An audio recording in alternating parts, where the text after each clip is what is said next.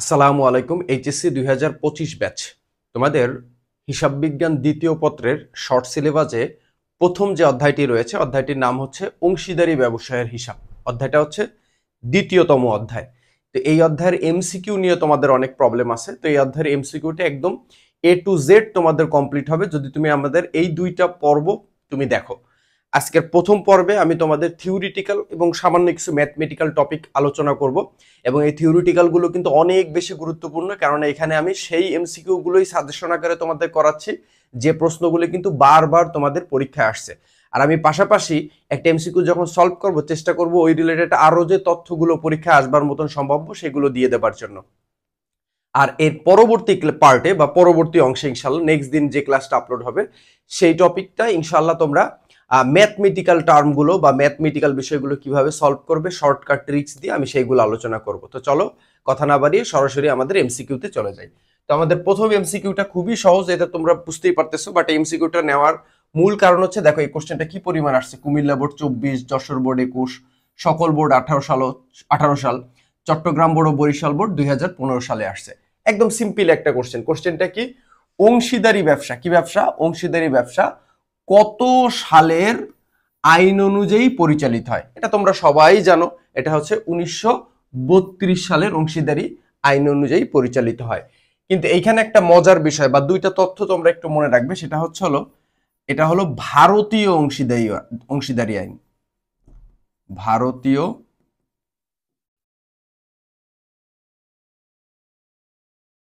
অংশীদারি আইন। এক নাম্বার মনে রাখবে, এই অংশীদারি আইনটা হলো কোন জায়গার বলো? ভারতীয় অংশীদারি আইন। অলরাইট, এটা হলো এক নাম্বার। দুই নাম্বার মনে রাখবা, ঠিক আছে, এই যে আইনের, ঠিক আছে, অংশীদারি যে আইন, ঠিক আছে, অংশীদারি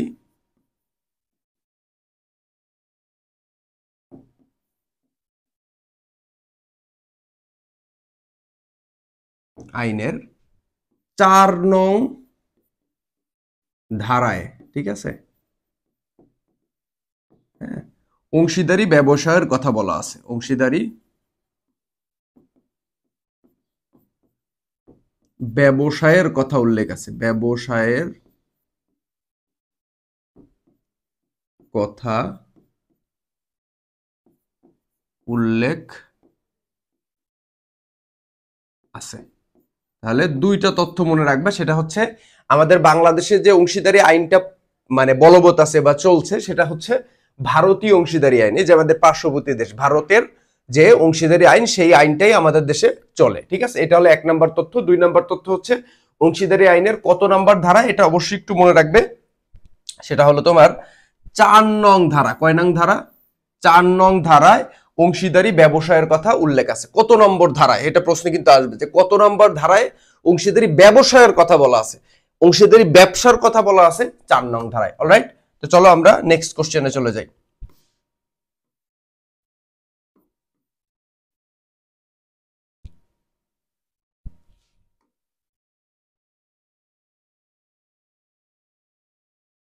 অলরাইট, 2 নম্বর কোশ্চেনটাও দেখো, এটা দিনাজপুর বোর্ড 2016 সালে আসছে এই কোশ্চেনটা। এক মালিকানা ব্যবসার কোন অসুবিধার কারণে অংশীদারি ব্যবসার উৎপত্তি হয়? দেখো এখানে বুঝো, কিন্তু এখানে বলছে এক মালিকানা ব্যবসা। কি ব্যবসা? এক মালিকানা ব্যবসার কোন অসুবিধার কারণে অংশীদারি ব্যবসার উৎপত্তি হয়, ঠিক আছে, অংশীদারি ব্যবসার উৎপত্তি হয়। এখন দেখো এক মালিকানা ব্যবসার মূল প্রবলেমটা হচ্ছে এখানে মালিক কয়জন? এখানে মালিক হচ্ছে একজন। নাম শুনেই বুঝতে পারতেছো যে এক মালিকানা, তাহলে মালিক কয়জন? একজন। তাহলে এক মালিকানায় মালিক কয়জন? একজন। এখন এই একজন মালিকের পক্ষে আসলে কিন্তু অতিরিক্ত মূলধন বিনিয়োগ করা সম্ভব হয় না। এছাড়া আরো অনেক প্রবলেম আছে যে একার পক্ষে কিন্তু অনেক কাজ করা প্রবলেম হয় না, মানে সুযোগ মানে তৈরি হয় না বা সুযোগটা থাকে না, কারণ তার অনেক ব্যক্তিগত সীমাবদ্ধতা থাকে, যে একজন মালিক চাইলেই কিন্তু সবকিছু করতে পারে না।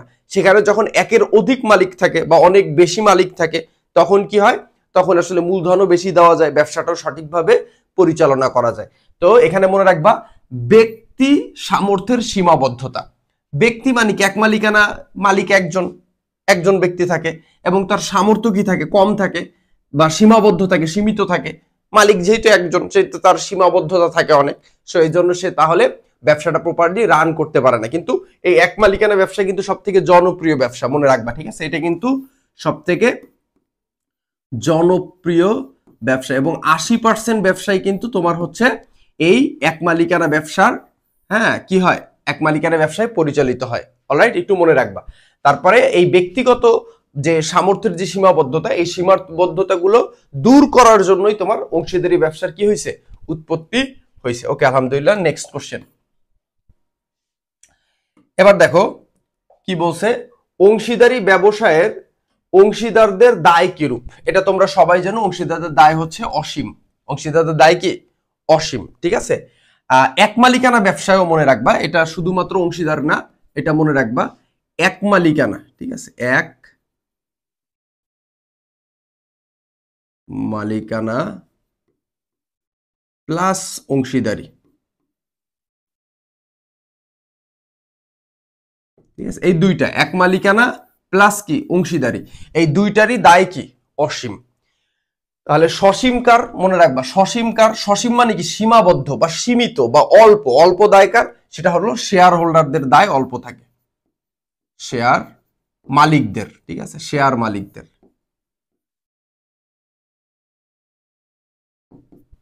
অলরাইট, এইটা একটু মনে রাখবা। অলরাইট, আচ্ছা, আই হোপ তোমরা বুঝতে পারছো ইনশাআল্লাহ। চলো নেক্সট প্রশ্নে চলে যাই।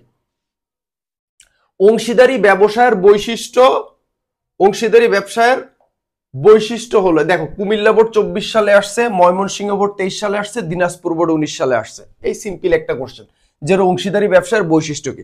এখন অংশীদারি ব্যবসার বৈশিষ্ট্য কোনগুলো, এগুলো তো তোমরা সবাই জানো। সেগুলো হচ্ছে অসীম দায়, এটা অবশ্যই একটা বৈশিষ্ট্য। অসীম দায়, দায় অসীম, আনলিমিটেড দায় থাকে। যে ব্যবসায় যদি ক্ষতি হয়, মালিকের ব্যক্তিগত যে সহায় সম্পদ বা টাকা পয়সা, বাড়ি গাড়ি যা আছে, এগুলো বিক্রি করে হলেও ব্যবসার দায় পরিশোধ করতে হবে। তার মানে তার ব্যক্তিগত জিনিসপত্র, ব্যক্তিগত সহায় সম্পত্তি, ব্যক্তিগত অর্জনও কিন্তু এখানে দায়বদ্ধ থাকে। এই জন্য এটাকে বলা হচ্ছে অসীম দায়, মানে আনলিমিটেড দায়। 2 নম্বর হচ্ছে হলো চুক্তি। মনে রাখবা, চুক্তি হলো অংশীদারি ব্যবসার মূল ভিত্তি। চুক্তি হলো অংশীদারি ব্যবসার কি বলো, মূল ভিত্তি, মূল ভিত্তি, ঠিক আছে? আর এই চুক্তি 3 ভাবে হইতে পারে, ঠিক আছে? একটু মনে রাখো, চুক্তি 3 ভাবে হইতে পারে। তোমরা এটা মনে রাখতে, অনেক সময় প্রশ্ন আসে যে চুক্তি কয় প্রকার, ডিল কয় প্রকার। অবশ্যই 3 প্রকার। 1 নাম্বার হচ্ছে হলো চুক্তি হতে পারে লিখিত, ঠিক আছে? চুক্তি হতে পারে মৌখিক, ঠিক আছে? এবং চুক্তি হতে পারে লিখিত প্লাস নিবন্ধিত।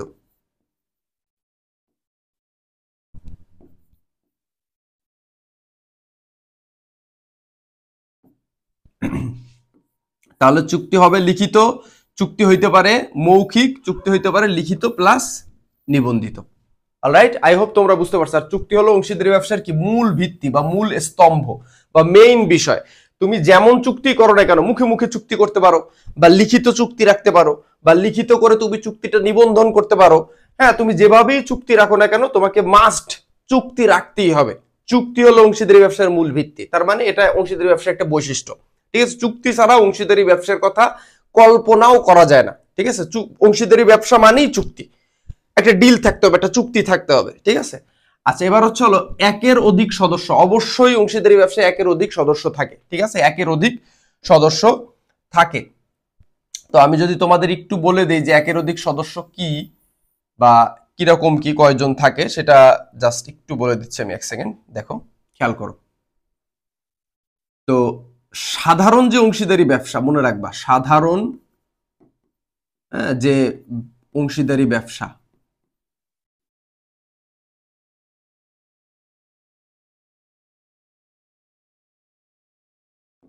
আর এটা হলো ব্যাংকিং অংশীদারি ব্যবসা, ঠিক আছে? ব্যাংকিং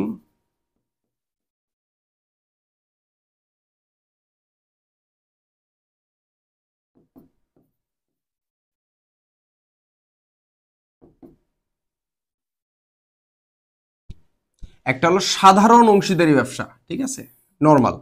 আর একটা হচ্ছে হলো জেনারেল, সরি, আর একটা হচ্ছে হলো তোমার ব্যাংকিং অংশীদারি ব্যবসা। অংশীদারি ব্যবসা হলো 2 টাইপের হবে, একটা হলো সাধারণ হবে আর একটা হলো ব্যাংকিং ক্ষেত্র হবে, ব্যাংক আর কি। তো সাধারণ অংশীদারি ব্যবসায় সদস্য সংখ্যা সর্বনিম্ন 2 জন এবং সর্বোচ্চ হবে তোমার হচ্ছে 20 জন। কয়জন? 20 জন। সর্বনিম্ন 2 জন, সর্বোচ্চ কয়জন? 20 জন। এবং ব্যাংকিং যদি হয় সেক্ষেত্রে সর্বনিম্ন 2 জন, হ্যাঁ, সর্বোচ্চ 10 জন। এইটা একটু মনে রেখো, ঠিক আছে? এটা কিন্তু খুবই গুরুত্বপূর্ণ একটা তথ্য, খুবই গুরুত্বপূর্ণ। এটা কিন্তু এই যে 3 স্টার দিয়ে দিলাম, মোস্ট ইম্পর্টেন্ট। যে অংশীদারি, সাধারণ অংশীদারি ব্যবসায় সর্বনিম্ন 2 জন, সর্বোচ্চ 20 জন, আর ব্যাংকিং ক্ষেত্রে সর্বনিম্ন 2 জন, সর্বোচ্চ 10 জন। এখন অংশীদারি যে ব্যবসা, এখানে কিন্তু মিনিমাম 2 জন লোক লাগবেই। 2 জন ছাড়া কিন্তু অংশীদারি ব্যবসা করা যায় না, কারণ একজন কখনো অংশীদারি ব্যবসা করতে পারে না। কারণ একজন অংশীদার মানে কি? পার্টনার, মানে একজনের সঙ্গে তো আরেকজন পার্টনার থাকবে, তাই না?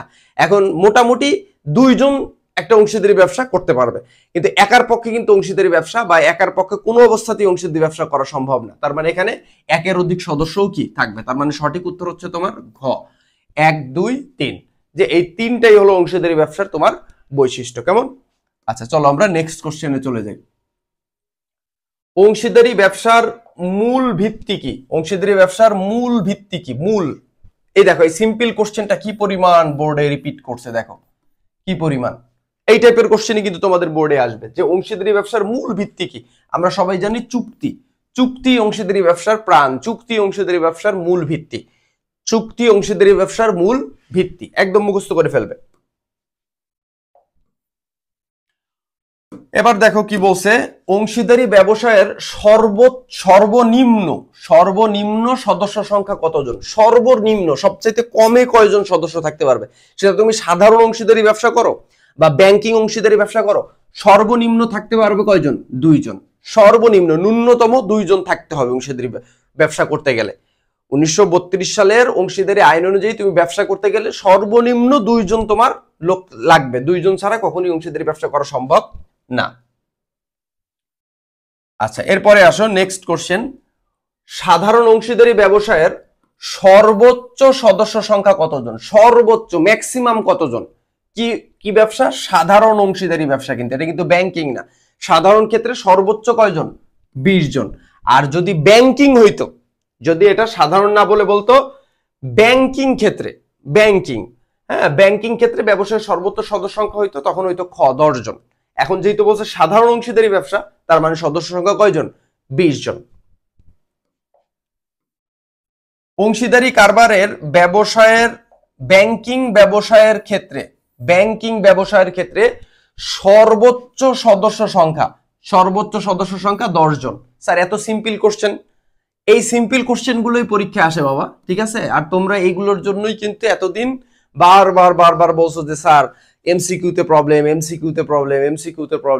শোনো বাবা, যারা সিকিউ পারে তারা এমসিকিউ পারে, তারপরে তোমাদের একটা লাস্ট রিভিশনের দরকার আছে, তোমরা যারা এইচএসসি 25 ব্যাচের পরীক্ষার্থী, সুতরাং এই রিভিশনটা যেন তোমাদের আমাদের সঙ্গে হয়ে যায়, ঠিক আছে? তো চলো ঝটপট নেক্সট কোশ্চেনে চলে যাই। চুক্তির অবর্তমানে অংশীদার কর্তৃক প্রদত্ত ঋণের উপরে সুদের হার কত পার্সেন্ট? অবশ্যই 6%। মনে রাখবা, 6% সুদ ধার্য হবে, ঠিক আছে? 6% সুদ ধার্য হবে, সরি, এখানে 6% ঋণের সুদ ধার্য হবে, ঠিক আছে? ঋণের সুদ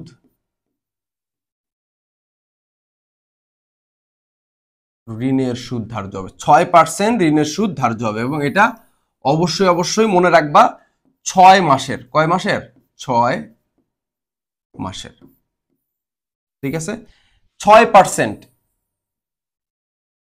তো চুক্তির অবর্তমানে কোনো ব্যবসায় যদি ওইরকম চুক্তিতে উল্লেখ না থাকে, ঠিক আছে, চুক্তির অবর্তমানে কি, চুক্তিতে উল্লেখ যদি না থাকে, অংশীদারদের ভিতরে কেউ যদি ব্যবসায় ঋণ প্রদান করে, কি প্রদান করে?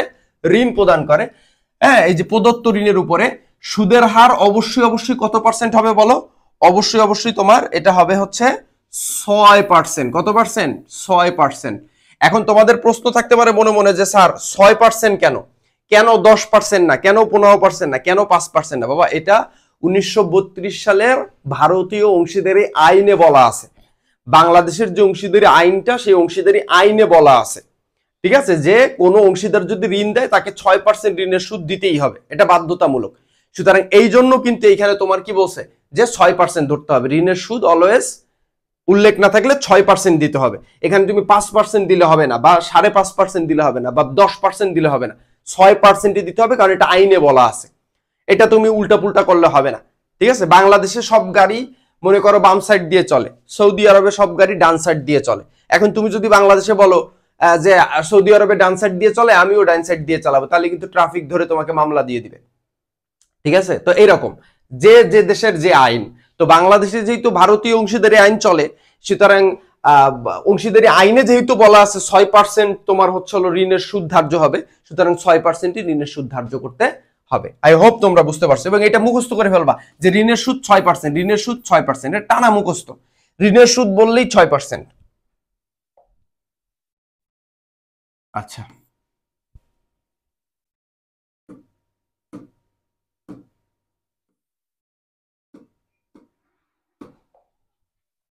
চুক্তির অবর্তমানে অংশীদারদের লাভ লোকসান কিভাবে বন্টিত হয়? অবশ্যই সমভাবে, ঠিক আছে? সমভাবে। এই লাভ লোকসান মূলত 3 ভাবে বন্টন করা যেতে পারে, একটু মনে রাখবা, ঠিক আছে? 3 ভাবে বন্টন করা যেতে পারে। 1 নম্বর অনুপাত অনুসারে।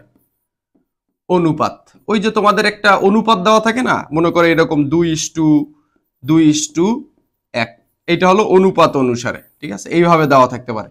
2 নাম্বার হচ্ছে মূলধন অনুসারে। মূলধন অনুসারে, ঠিক আছে? মূলধন অনুসারে 2 নাম্বার হলো তোমার মূলধন অনুসারে। এবং 3 নাম্বার হচ্ছে হলো কোনো কিছু বলা না থাকলে সমভাবে। হ্যাঁ, সমভাবে। যে তোমার হচ্ছে যে অনুপাতর কথাও বলা নাই, মূলধনও দেওয়া, মূলধন অনুপাতেও বলা নাই, তাহলে আমরা কিভাবে ধরবো? সমভাবে। সমভাবে মানে কি? সমান ভাগে ভাগ করে দিতে হবে। মনে করো 15,000 টাকা মুনাফা হয়েছে, ঠিক আছে? আর মনে করো আছে হচ্ছে ক একজন অংশীদার, খ একজন অংশীদার, গ একজন অংশীদার, তাহলে প্রত্যেকে কত টাকা করে পাবে? প্রত্যেকে পাবে হচ্ছে তোমার 5,000 করে। কও পাবে 5,000, খও পাবে 5,000, গও পাবে 5,000। এই 15,000কে 3 দিয়ে ভাগ দিয়ে এক একজন 5,000 করে নিয়ে নিল, ঠিক আছে? এই যে সবাই সমানভাবে মুনাফা পাইলো, এটাই হচ্ছে হলো সমহারে কি? মুনাফা বন্টন। সমহারে মানে কি? সমানভাবে। সমহারে মানে কি বলো? সমানভাবে। নেক্সট কোশ্চেন কি বলছে? চুক্তির অবর্তমানে অংশীদার নিচের কোনটি দাবি করতে পারবে 100% ঋণের সুদ? অন্য কোনো কিছু দাবি করতে পারবে না। কোনো একজন অংশীদার যদি ব্যবসায় ঋণ দেয়, তাহলে সেখানে চুক্তিপত্রে ঋণের সুদের কথা উল্লেখ থাকুক আর না থাকুক, সে ঋণের সুদ পাবে কত পার্সেন্ট? 6% ঋণের সুদ পাবে। এটা একদম মুখস্থ বিদ্যা, 6%। দেখো এই সিম্পল কোশ্চেনটা কি পরিমাণ আসছে। দিনাজপুর বোর্ড তোমার হচ্ছে 24-22 সালে আসছে, যশোর বোর্ড 23 সালে আসছে, ঢাকা যশোর 22 সালে আসছে, বরিশাল কুমিল্লা চট্টগ্রাম 21 সালে আসছে। এটা সিম্পল প্রশ্ন যে একজন অংশীদার যদি ঋণ দেয়, তাকে অবশ্যই ঋণের সুদ দিতে হবে কত পার্সেন্ট? 6% দিতে হবে, ঠিক আছে? সে কত পার্সেন্ট ঋণের সুদ দাবি করতে পারবে? 6% ঋণের সুদ দাবি করতে পারবে, ঠিক আছে? এবং সে শুধুমাত্র ঋণের সুদই দাবি করতে পারবে, সে বেতন দাবি করতে পারবে না, মূলধনের সুদ দাবি করতে পারবে না, উত্তোলনের সুদ তো এটা দাবি করার কোনো প্রশ্নই আসে না, কারণ উত্তোলনের সুদ এটা হচ্ছে হলো মালিকের জন্য ব্যয়, অংশীদারি ব্যবসার জন্য আয়। তো এটা হলো কত পার্সেন্ট? 6%। কেমন? আচ্ছা চলো নেক্সট প্রশ্নে চলে যাই। অংশীদারি ব্যবসায়ের লাভ অংশীদারি ব্যবসায়ের লাভ ক্ষতির পরিমাণ, কিসের পরিমাণ? লাভ ক্ষতির পরিমাণ জানা যায় কোন হিসাব থেকে? কোন হিসাব থেকে? কোন হিসাবটা করলে আমরা অংশীদারি ব্যবসার লাভ ক্ষতি বের করতে পারি? তো আমরা কিন্তু সবাই জানি লাভ ক্ষতি আবন্টন হিসাব বা লাভ ক্ষতি বন্টন হিসাব থেকে। এই যে লাভ ক্ষতি আবন্টন হিসাব, এই যে আবন্টন মানে কি? ভাগ করা। হ্যাঁ, লাভ ক্ষতি আবন্টন, বা এটাকে তোমরা বলতে পারো বন্টন হিসাব। লাভ ক্ষতি বন্টন হিসাব, ঠিক আছে? এটা একটু মনে রাখো। আবন্টন আর বন্টন একই কথা, আবন্টন আর বন্টন একই কথা, কিন্তু লাভ ক্ষতি হিসাব কিন্তু আবার ভুলে বলো না, কারণ লাভ ক্ষতি হিসাব বলতে কোনো হিসাব আমরা এই দ্বিতীয় অধ্যায় করি না। আমরা দুইটা হিসাব করি, একটা করি লাভ ক্ষতি আবন্টন হিসাব। লাভ ক্ষতি এই যে আবন্টন, এটা অবশ্যই উল্লেখ করে দিতে হবে, লাভ ক্ষতি আবন্টন হিসাব। আরেকটা করি আমরা অংশীদারদের মূলধন হিসাব, সেটা হতে পারে স্থায়ী পদ্ধতিতে বা পরিবর্তনশীল পদ্ধতিতে। কেমন? আচ্ছা চলো নেক্সট প্রশ্নে চলে যাই। ঠিক আছে।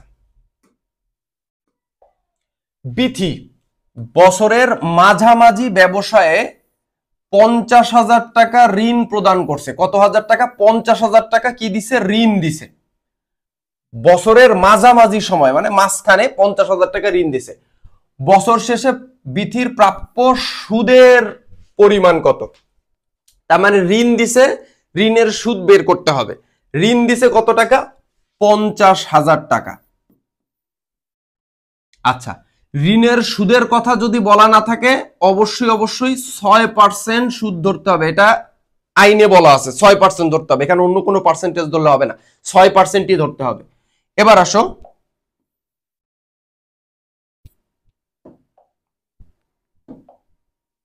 আচ্ছা 6%, এবং যেহেতু বছরের মাঝামাঝি, ভালো মতন বুঝো কিন্তু, বছরের মাঝামাঝি সময়ে কি করছে তোমার ঋণটা যেহেতু দিয়েছে, সেহেতু এখানে আমাদের 6 মাসের সুদ ধরতে হবে। গুণ 6 ভাগ কত? 12। এখন এবার আসো, 50,000-এর 6% করলে হয় 5 ছক 30, 3,000। এই 3,000-এর যদি গুণ 6 ভাগ 12 করি তাহলে পাই হচ্ছে 1,500 টাকা। তাহলে ঋণের সুদ কত টাকা? 1,500 টাকা। সঠিক উত্তর হচ্ছে তোমার ক।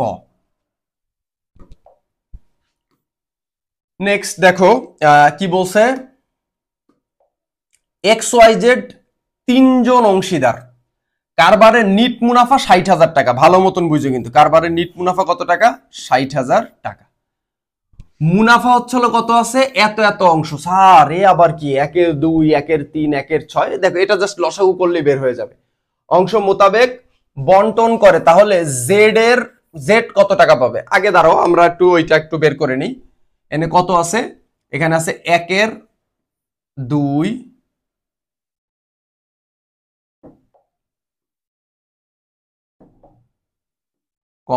1-এর 3, 1-এর 6। এখন এইরকম অনুপাত যদি দেওয়া থাকে, এরকম ভগ্নাংশ আকারে যদি অনুপাত দেওয়া থাকে, তাহলে তোমরা কি করবা? ঘাবড়ে যাওয়ার কোনো কিছু নেই, একদম সিম্পল। জাস্ট এর ভিতর বড়টার এইখানে লসাগু করে নিলা, ঠিক আছে? 6-এর ভিতরে 2ও কমন যায়, 3ও কমন যায়, এই জন্য আমরা 6 নিলাম। এবার আসো, 2 6-এর ভিতরে কয়বার যায়? 3 বার যায়। 3 দুগুণে 6। এবার 3 দিয়ে উপরের 1 রে গুণ করবো, 3 অক্ষে 3 ইস্টু 3। 6-এর ভিতর কয়বার যায়? 2 বার যায়। 3 দুগুণে 6, 2 দিয়ে 1 রে গুণ করবো, তাহলে কত হয়? 2 ইস্টু। এবার আসো, এই 6-এর ভিতর কয়বার যায়? 1 বার যায়, তাহলে 6 অক্ষে 6 1, তাহলে 1 দিয়ে উপরে 1 রে গুণ করলে হয় কত? 1। তাহলে ব্যাপারটা দাঁড়ালো কত? ব্যাপারটা দাঁড়ালো তোমার 3:2:1। মানে এই যেটা আছে এইটারে তুমি জাস্ট খালি নিচে এরকম নিয়ে নিবা, 3:2:1। জাস্ট এই লসাগু কইরা যেটা বের হইলো সেটা তুমি পাশে নিয়ে নিলা। Alright, clear? এবার আসো মুনাফা। এখন দেখো এখানে একটা বিষয় আছে, সেটা হলো কি, এর মধ্যে এখানে যেহেতু 3 জন অংশীদার XYZ, তার মানে এই 3 ভাগ হচ্ছে হলো X এর, এই 2 ভাগ হচ্ছে হলো Y এর, আর এই 1 ভাগ হচ্ছে হলো Z এর।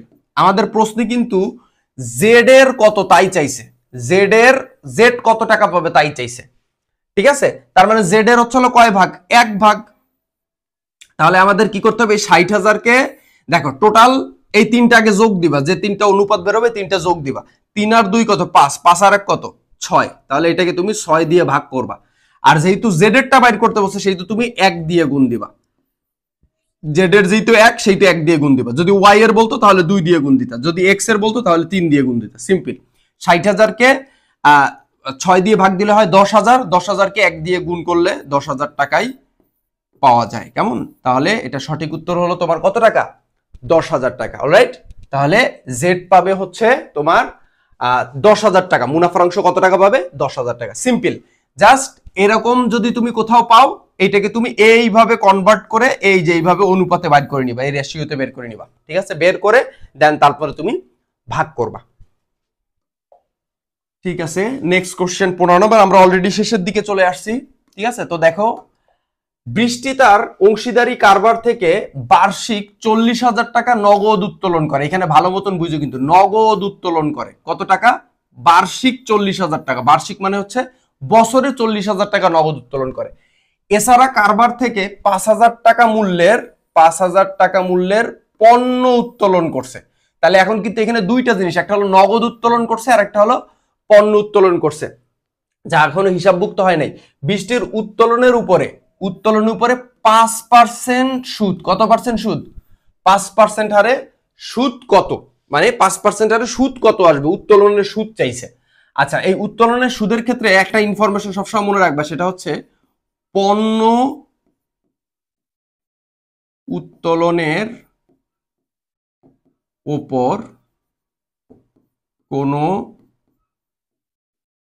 সুদ ধার্য হয় না। একদম মুখস্থ থাকবে, পণ্য উত্তোলনের উপরে কোনো প্রকার সুদ ধার্য হবে না, ঠিক আছে। আর মনে রাখবা নগদ উত্তোলনের উপর সুদ ধার্য হবে, তার মানে নগদ উত্তোলনের উপরে, হ্যাঁ, 6 মাসের সুদ ধার্য হবে। কয় মাসের? 6 মাসের সুদ ধার্য হবে। কয় মাসের সুদ ধার্য হবে? 6 মাসের। এই দুইটা ইনফরমেশন একটু কষ্ট করে মাথায় রাখবে, সেটা হচ্ছে হলো পণ্য উত্তোলনের উপর কোনো প্রকার সুদ ধার্য হবে না, 1 নাম্বার। 2 নাম্বার হচ্ছে হলো নগদ উত্তোলনের উপরে 6 মাসের সুদ ধার্য হবে। নগদ উত্তোলনের উপরে 6 মাসের সুদ ধার্য হবে। এই দুইটা জিনিস একটু কাইন্ডলি কষ্ট করে মনে রাখবা, ঠিক আছে। এই দুইটা জিনিস একটু যদি মনে রাখতে পারো তাহলে কাজ হয়ে গেছে, ঠিক আছে। এবার সেখানে কি বলছে? বার্ষিক 40,000 টাকা নগদ উত্তোলন, আর এই যে পণ্য উত্তোলন করছে 5,000 টাকা, পণ্য উত্তোলনের উপরে কোনো সুদ ধার্য হবে না, ঠিক আছে। তার মানে নগদ উত্তোলন করছে কত? 40,000 টাকা। এই 40,000 টাকার উপরে কয় পার্সেন্ট ধরতে হবে? 5%, যেহেতু সুদের হার 5%, তাহলে আমরা লিখলাম 40,000 এর কত পার্সেন্ট? 5%। অলরাইট। আচ্ছা, যেহেতু উত্তোলন সুদ 6 মাসের ধরতে হয়, সেহেতু আমাদের কি করতে হবে? গুণ 6 ভাগ 12। আচ্ছা, তাহলে এবার আসো 40,000-এর। আচ্ছা দেখো, উত্তোলনের সুদ কেন 6 মাসের ধরতে হয়? কারণ একটা ব্যবসা শুরু করেই তো আর কেউ উত্তোলন করে না।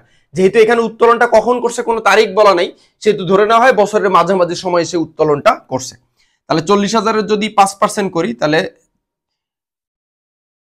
আচ্ছা করি 2,000, ঠিক আছে। 2,000-এর গুণ 6 ভাগ 12 যদি করি, তাহলে হয় 1,000 টাকা। 1,000 টাকা, ঠিক আছে। কত হাজার টাকা হয়? 1,000 টাকা হয়। তার মানে সঠিক উত্তর হবে হচ্ছিল তোমার ঘ। বাট এই তথ্য দুইটা মনে রাখো, পণ্য উত্তোলনের উপরে কোনো প্রকার সুদ ধার্য হবে না, আর নগদ উত্তোলনের উপরে অলওয়েজ 6 মাসের সুদই ধার্য করতে হবে। চলো আমরা নেক্সট প্রশ্নে চলে যাই। অংশীদার, দেখো এখানে কি বলছে? অংশীদারগণ প্রতি মাসের শুরুতে নির্দিষ্ট পরিমাণ অর্থ উত্তোলন করলে উত্তোলনের উপরে কত মাসের সুদ ধরতে হবে? কত মাসের? তো এখানে একটা জিনিস সিম্পলি মনে রাখবা, যদি প্রতি মাসের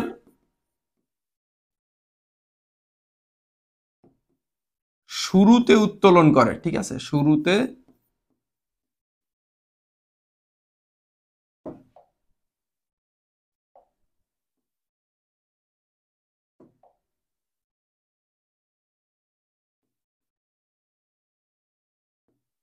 প্রতি মাসের শুরুতে যদি উত্তোলন করে, তাহলে 6.5 মাসের সুদ ধার্য হবে, ঠিক আছে। যদি প্রতি মাসের মাঝামাঝি উত্তোলন করে,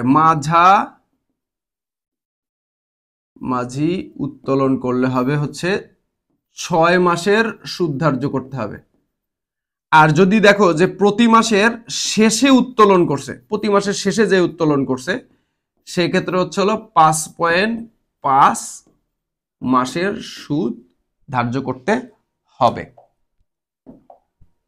এই সিম্পল কথাটা জাস্ট একটু মনে রাখবা, ঠিক আছে। এছাড়া আরো আছে, 2 মাস পর পর উত্তোলন করলে, বা 4 মাস পর পর উত্তোলন করলে, বা 3 মাস পর পর উত্তোলন করলে, এটা আসলে কিভাবে বের করতে হয় ওইটা তোমাদের পরে আমি একসময় শিখিয়ে দেবো। জাস্ট এটা এই সিম্পল এই কয়টা একটু মনে রাখবা, এবং এটা মোস্ট ইম্পর্টেন্ট কিন্তু।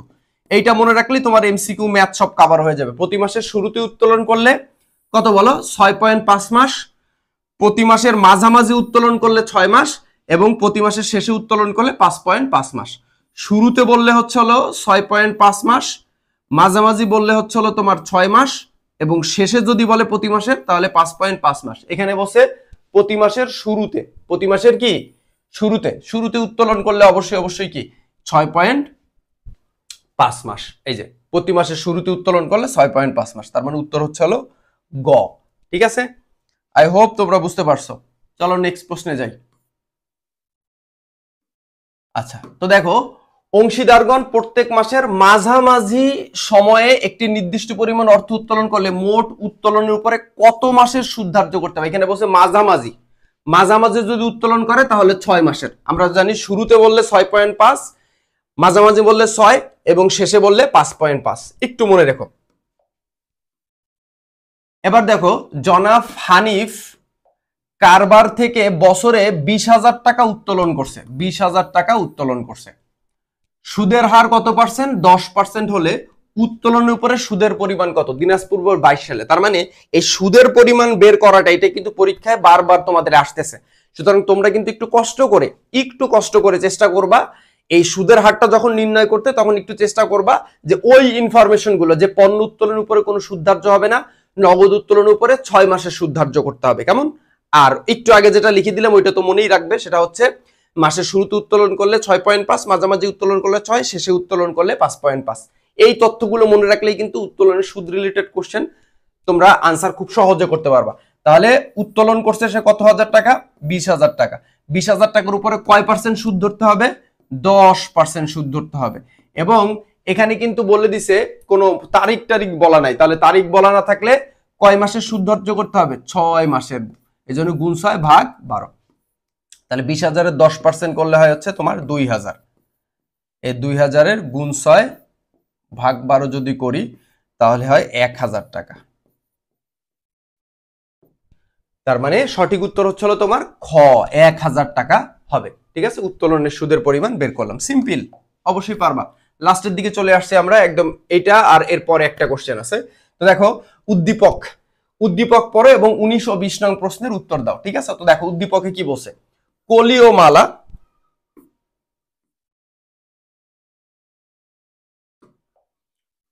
ও মালা একটি অংশীদারি কারবারের অংশীদার। ঠিক আছে, তার মানে দুইজন, একজনের নাম হলো কলি, আরেকজনের নাম হলো মালা। তাদের প্রারম্ভিক মূলধনের পরিমাণ ছিল যথাক্রমে কত টাকা? 80,000 টাকা আর 75,000 টাকা। তার মানে এখানে বুঝো কিন্তু কলি দিছে কত টাকা? 80,000 টাকা। ঠিক আছে, কলি দিছে কত? 80,000 টাকা। আর মালা দিছে কত? যেহেতু যথাক্রমে বলছে, মালা দিছে হলো 75, মালা দিছে 75,000। আচ্ছা, প্রারম্ভিক মূলধনের উপরে হ্যাঁ তারা 10% হারে সুদ ধার্য করে ফেলে। ঠিক আছে, কয় পার্সেন্ট সুদ? 10% সুদ।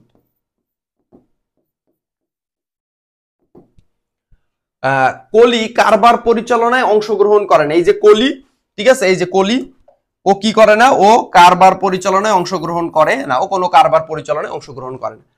19 নম্বর প্রশ্নে বলছে যে কলি কি ধরনের অংশীদার? কলি কি ধরনের অংশীদার? অবশ্যই কলি নিষ্ক্রিয় অংশীদার। কলি নামমাত্র অংশীদার না। নামমাত্র অংশীদার হলো যারা স্বনামধন্য ব্যক্তি, জাস্ট খালি নিজেদের নামটা ইউজ করার বা ব্যবহার করার যারা সুযোগ দেয় তারা হচ্ছে নামমাত্র অংশীদার। বাট কলি এখানে হচ্ছে নিষ্ক্রিয়। নিষ্ক্রিয় মানে কি? কোনো কাজ করে না, কোনো ক্রিয়া করে না। নিষ্ক্রিয় মানে কোনো ক্রিয়া করে না, ক্রিয়া মানে কি? কাজ করে না, কোনো কাজ করে না, তারাই হচ্ছে নিষ্ক্রিয় অংশীদার। তার মানে এখানে কলি অবশ্যই একজন নিষ্ক্রিয় অংশীদার। সঠিক উত্তর কত? তোমার হচ্ছে হলো খ। আমরা নেক্সট কোশ্চেনটায় একটু যাই, সেটা হলো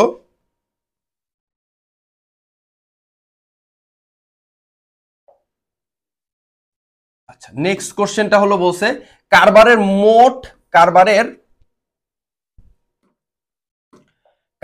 মোট মূলধনের সুদ কত? মোট মূলধনের সুদ কত? একটু আগের কোশ্চেনটাই চলে যেতে হবে, আগের স্লাইডটা। এই যে, তো দেখো মোট মূলধন সুদ, তাহলে 80,000 টাকা সে মূলধন দিছিল। হ্যাঁ, 80,000 টাকা মূলধন দিছিল, তার 10%, তাহলে 80,000-এর 10% করলে হয় কত? 8,000 টাকা। আর 75,000-এর 10% করলে হয় 7,500 টাকা। ঠিক আছে, তাহলে 8/7 কত? 15,500 টাকা। এখন তোমরা বলতে পারো স্যার এইটার গুণ 6 ভাগ 12 হবে না? এখানে যে 10% করলে এটা গুণ 6 ভাগ 12। মনে রাখবা, প্রারম্ভিক মূলধনের উপরে সবসময় পূর্ণ বছর মানে 1 বছরের সুদ ধার্য করতে হয়। আর এই যে কোনো প্রকার পার্সেন্টেজ আমরা যদি করি তাহলে ওইটা 1 বছরই বের হয়। তার মানে এই 80,000-এর 10% করলে যে 8,000 টাকা সুদ বের হয়েছে মূলধনের সুদ, এটা হলো 1 বছরের মূলধনের সুদ। তারপর এই 75,000-এর 10% করলে যে 7,500 টাকা বের হয়েছে, এটা হলো 1 বছরের মূলধনের সুদ। কেমন? আচ্ছা, তো এখানে 1 বছরের মূলধনের সুদই ধরতে হবে, কারণ এটা হচ্ছে হলো কলীয় মালার প্রারম্ভিক মূলধন। কারণ এই যে বলছে প্রারম্ভিক মূলধন, কি মূলধন? প্রারম্ভিক মূলধন। প্রারম্ভিক মূলধনের উপরে অলওয়েজ পূর্ণ বছর বা 1 বছরের সুদই ধার্য করতে হয়, ঠিক আছে? 1 বছরের সুদ ধার্য হয়, কেমন? আচ্ছা, ঠিক আছে, আমাদের এইটাই ছিল শেষ কোশ্চেন, কেমন? এটাই ছিল লাস্ট প্রশ্ন। তার মানে এটা সঠিক উত্তর ছিল মূলধনের সুদ হবে হচ্ছে কত? 15,500 টাকা। ক হচ্ছে সঠিক উত্তর। তো এই ছিল আমাদের লাস্ট কোশ্চেন। তো thank you so very much. আশা করি এই পর্ব 1 দেখে তোমরা অনেক বেশি উপকার হয়েছে তোমাদের ইনশাআল্লাহ। নেক্সট যে পর্বটা এই অংশীদারি ব্যবসার, এইটা করলে আমি 100% শিওরিটি দিয়ে বলতে পারি তোমরা যারা এইচএসসি 25 ব্যাচের পরীক্ষার্থীরা রয়েছে, তোমাদের এই অংশীদারি ব্যবসার এমসিকিউ নিয়ে আর কোনো প্রবলেম থাকবে না ইনশাআল্লাহ। তো ক্লাস করো। তোমাদের যদি কোনো বিষয়ে ইনশাআল্লাহ তোমরা বুঝতেই পারতেছো, যেহেতু তোমাদের এখন পরীক্ষা সামনে, মোদের বিদ্যালয় থেকে তোমরা 100% সাপোর্ট পাবা। তোমাদের বাসায় টিচার নাই, সারা বছর পড়তে পারো নাই, সায়েন্স থেকে আসছো, তোমাদের কমন যে প্রবলেমগুলো, ইনশাআল্লাহ সব সমস্যার সমাধান হবে এই মোদের বিদ্যালয়ের ইউটিউব প্ল্যাটফর্ম থেকে। সো আমাদের জন্য দোয়া রেখো। Wish you all the very best. আসসালামু আলাইকুম।